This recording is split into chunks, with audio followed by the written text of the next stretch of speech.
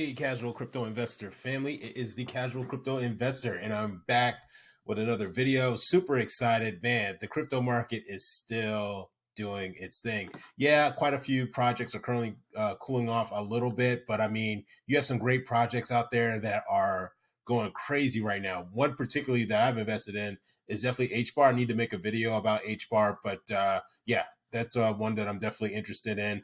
I'm definitely going to be getting into ICP too as well.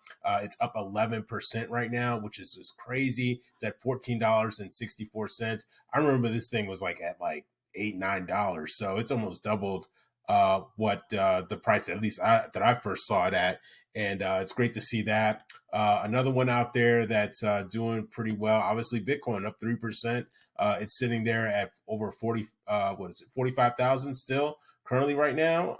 So it's great to see that. So yeah, I'm excited. And even CAS too as well. CAS is one of the Casper token.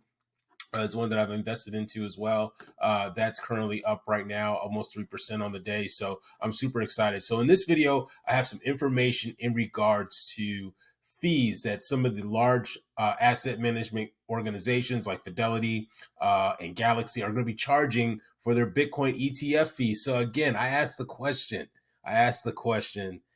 if Bitcoin ETFs are not going to happen, then why are they even coming up with fees that they're going to be charging, right? So I have an article that I want to share with you, and I would love to get your feedback on it too as well. If you haven't already, make sure you like, comment, share, and subscribe. Definitely helps support the channel as I generate more and more content for you guys. And also too as well, if you would like to, you can follow me on Twitter. I hit my goal of over 200 followers, so I'm good. Happy to see that the community is growing, especially since relaunching my YouTube channel and all that kind of stuff all over again. So yeah, I'm super excited about that. But let's get into this article. So it says Fidelity and Galaxy announced fees for proposed ETFs, right? So obviously they're doing the math, they're running the numbers, they're trying to figure out how they can, remain profitable and even earn additional money from the possibility of having a Bitcoin ETF, right? So it says right here, Fidelity will charge 0.39% to shareholders of its spot Bitcoin ETF, whereas Galaxy Investco will waive fees for 6 months before charging a 0.59% afterwards, right? So they're laying out what they're going to be charging for their fees, right? Moving on, it says the issuer. Let me make this a little bit bigger. Let me zoom in a little bit because I know it might be a little bit smaller on your screen. So let me move in here. So as it says here, the issuers of two proposed Bitcoin exchange traded funds have reportedly set the fees they will charge if their ETFs are approved. According to a report from Fortune, Fidelity Investments will charge 0.39% per year to holders of its Wise Origin Bitcoin. Trust in Galaxy Investco will charge 0.59 per year for its Bitco fund.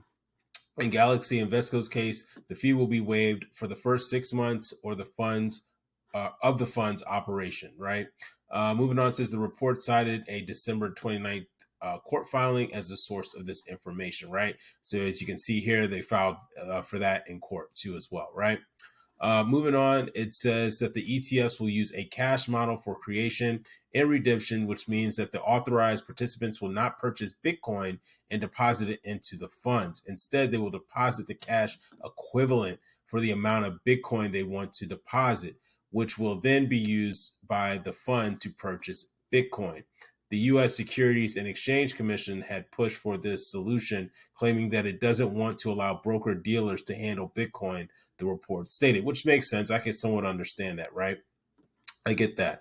But lastly, it says that the Bitcoin holders have been waiting for years for a spot ETF to be approved in the United States, as some believe it will introduce new investors to Bitcoin and allow its price to rise further.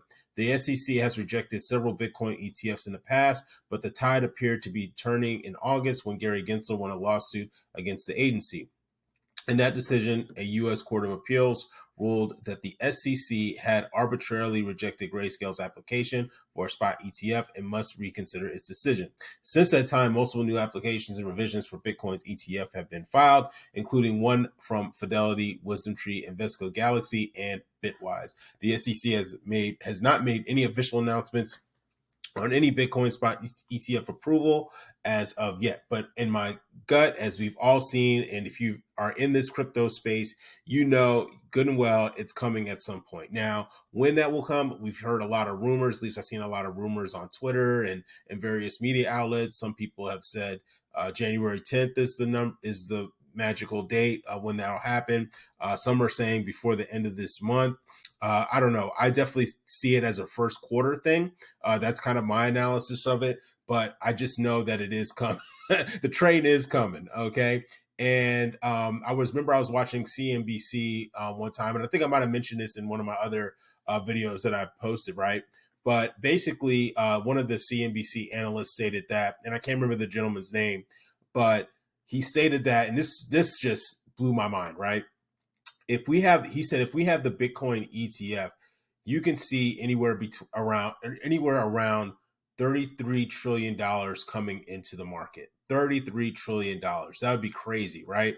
Because if you think about it, if you have a Bitcoin ETF, right, and all these different institutions are now selling Bitcoin, right? Or adding it to their portfolio and rolling it into different financial products. I mean, the sky's the limit. Now, personally, in terms of my portfolio, I'm being 100% with you guys. I do not hold a lot of Bitcoin. I hardly hold any. I hold maybe a small amount, right?